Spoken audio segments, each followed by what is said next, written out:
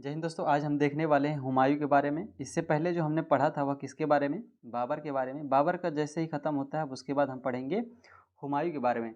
बाबर का पुत्र होता है कौन? कितने पुत्र थे? बाबर के 4 पुत्र थे। आपने पहले इसकी वीडियो में समझ लिया है। कौन कौन से थे? हुमायूं, कामरान, अस्करी और हिंदाल। हुमायूं, कामरान, अस्करी जो हिंदाल थे उसमें कौन सा पुत्र किसका था? तो हुमायूं जो था वह महम बेगम का पुत्र था। जो कामरान और गुलरुख थे, वह सॉरी, कामरान और जो अस्करी थे वह किसके थे? गुलरुख बेगम क्या थे? पुत्र थे। और जो हिंदाल था वह किसका था? दिलबार बेगम का क्या था? पुत्र था। तो आपने यहाँ से देख लिया है। इसके पहले वाले में हमने इनके बारे में चर्चा कर लिया था बाबर के। अब उसका पुत्र जब शासन करता है हुमायूं, अब उसके बारे में हम क्या करने वाले हैं? देखने वाले हैं। किसके बारे में? तो हुमायूं के बारे में। सबसे पहले ये समझ लीजिए कि हुमायूं यानी 1535 ईस्वी से 1536 ईस्वी में हुमायूं ने बहादुर शाह से युद्ध करके क्या किया था? गुजरात और मालवा के साथ वहाँ का क्या किया था? प्रसिद्ध किलों को एक जीता था। और 1 साल बाद क्या करता है? बहादुर शाह फिर से इस युद्ध करके उसे वापस कर लेता है। यानी कई प्रकार से इसमें हुमायूं के साथ घटनाएं होती हैं। उन घटनाओं को हम क्या करेंगे? समझेंगे क्रम वाइज से। तो आइए समझते हैं सबसे पहले हुमायूं। तो 1530 में क्या होता है? स्टार्ट होता है इसका कार्यकाल। जैसे ही क्या होते हैं, इनके पिताजी यानी जो बाबर हैं वह उनका मृत्यु होता है 1530 ईस्वी से, 1530 ईस्वी में। तो हुमायूं गद्दी पर क्या करते हैं? बैठते हैं यानी आसीन होते हैं। वहाँ से स्टार्ट होता है इनका कार्यकाल। तो 1530 ईस्वी में आगरा में 23 वर्ष की अवस्था में हुमायूं क्या करता है? गद्दी पर बैठता है। यहाँ से सबसे पहला प्रश्न बनेगा, हुमायूं किस किस वर्ष में गद्दी पर क्या किया था? बैठा था। तो 1530 ईस्वी में। कितने वर्ष की उम्र में हुमायूं गद्दी पर बैठा था? तो आपका उत्तर हो जाएगा 23 वर्ष की उम्र में। अगला क्या दिया है आगे इससे पहले वह बदसगां का क्या था? सूबेदार था। इससे पहले वह क्या था? बदसगां का क्या था? सूबेदार था। यानी एक वहाँ का क्या बना दिया जाता? सूबेदार बनाया गया था। किसको? हुमायूं को। जब कौन? जब इसके बाबर यानी पिताजी थे तब क्या थे? ये बदसगां का क्या थे? सूबेदार थे। उसके बाद क्या किए थे? शासन सत्ता को संभाले थे। हुमायूं ने अपने राज्य को अपने चारों भाइयों में क्या किया था? बांट दिया था। हुमायूं क्या किया था? अपने जितने भाई भी उसके थे, 4 भाई यानी 3 भाई और थे, उन तीनों भाइयों को क्या किए थे? बंटवारा कर दिया था। जो भी जमीन जायदाद था उसका क्या किया था? सबको अलग अलग हिस्सा दे दिया था कि आप ये हिस्सा संभालिए, कामरान हिंदाल ये हिस्सा संभालेगा, अस्करी ये हिस्सा संभालेगा। इस प्रकार से क्या किया था? हुमायूं ने बंटवारा कर दिया था। और ये इसका कहना नहीं था, इसका बंटवारा नहीं करने का विचार था, लेकिन ऐसा इसलिए किया क्योंकि बाबर का वो उनका वचन निभाना था। इस वजह से क्या किए थे? हुमायूं ने क्या किया था? अपने जितने भी संपत्ति थे उसका 1/4 भाग कर दिया लगा दिया था।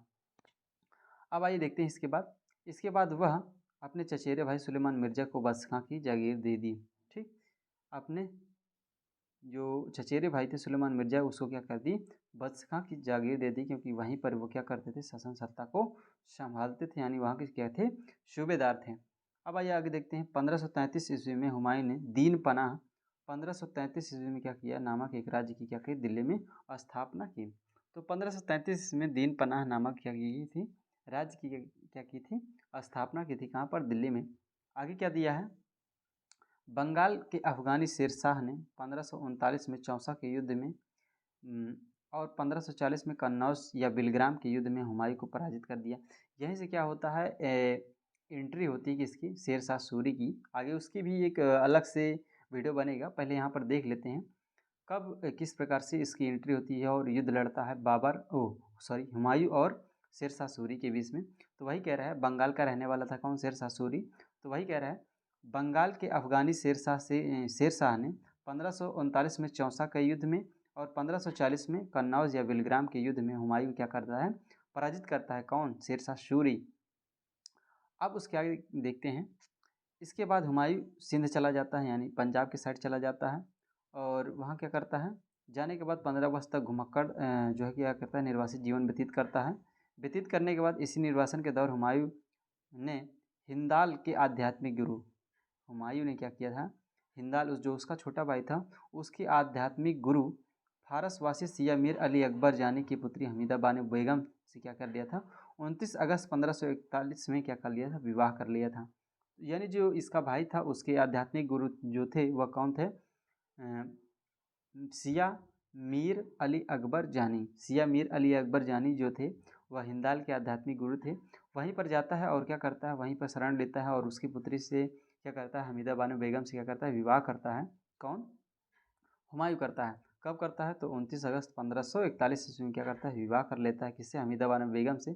कालांतर कालांतर में हमीदा बानो बेगम से हुमायूं क्या होता है, एक पुत्र होता है। 15 अक्टूबर 1542 ईस्वी को अमरकोट के हिंदू शासक वीर महल सिगिर का क्या होता है, यहाँ पर क्या दिया, 15 अक्टूबर 1542 ईस्वी को अमरकोट के हिंदू शासक वीर महल में हुआ, जो एक महान मुगल सम्राट बना। यहाँ पे मिसप्रिंट है। यहाँ पर ये कहना चाह रहा है कि हुमायूं के पुत्र का जन्म 15 अक्टूबर 1542 में अमरकोट के हिंदू शासक वीरसाल के महल में इसका क्या होता है, जन्म होता है। किसका? अकबर का। क्योंकि हुमायूं का ही पुत्र तो था अकबर। क्या करता है, हमीदा बानो बेगम से कालांतर यानी कुछ समय काल बीतने के बाद क्या होता है कि 15 अक्टूबर 1542 ईस्वी में अमरकोट हिंदू शासक के वीरसाल के महल में क्या होता है, अकबर का जन्म होता है, जो आगे चलकर वह क्या होता है, मुगल सम्राट या मुगल महान बनता है। कौन? अकबर। अब आइए आगे देखते हैं, आगे क्या दिया है। आगे दिया है 1555 में पंजाब के सरी शासक सिकंदर को पराजित करके हुमायूं पुनः दिल्ली की गद्दी पर क्या कहता है, बैठता है। किंतु 6 माह के बाद क्या हो जाता है उसकी, किंतु 6 माह के बाद कि उसकी भी क्या हो जाती है, मृत्यु हो जाती है। आइए अब आगे देखते हैं इसमें क्या दिया गया है। 1 जनवरी 1556 ईस्वी को दिल्ली के पुराने किले में स्थित शेर मंडल महल की सीढ़ी से गिरकर हुमायूं क्या हो जाती है, मृत्यु हो जाती है। यानी 1 जनवरी 1556 ईस्वी को क्या होता है, दिल्ली में पुराने किले में स्थित जो शेर मंडल थे, उन्हीं जो महल था, उसी महल के सीढ़ी पर से उसके क्या हो जाते हैं, हुमायूं क्या कहते हैं, गिर जाते हैं। और गिरते गिरते आके नीचे जाते हैं, तब तक में क्या जाते हैं, इनकी मृत्यु हो जाती है। हुमायूं ज्योतिषी में विश्वास रखते हैं, यानी जो भी उस समय बाबा और संत साधु लोग होते थे, उनमें क्या करता, विश्वास करते थे। कौन? हुमायूं विश्वास करता था। और इसलिए वह 7 दिन 7 कलर के कपड़े पहनता था। तो यहाँ से यह प्रश्न अक्सर से बनता है कि ऐसा कौन सा शासक है जिसने सप्ताह के 7 दिन अलग अलग कपड़े पहने हैं, या कह सकते हैं सप्ताह के 7 दिन 7 कलर के कपड़े पहने हैं। तो आपका उत्तर हो जाएगा हुमायूं। यहाँ से अगला प्रश्न यह बनता है कि हुमायूंनामा की रचना किसने की थी, तो आपका उत्तर हो जाएगा गुलबदन बेगम ने क्या की थी, इसकी रचना की थी, हुमायूंनामा की। तो दोस्तों आज की वीडियो में बस यहीं तक, मिलते हैं नेक्स्ट वीडियो में अगले टॉपिक के साथ। तब तक के लिए धन्यवाद। जय हिंद दोस्तों।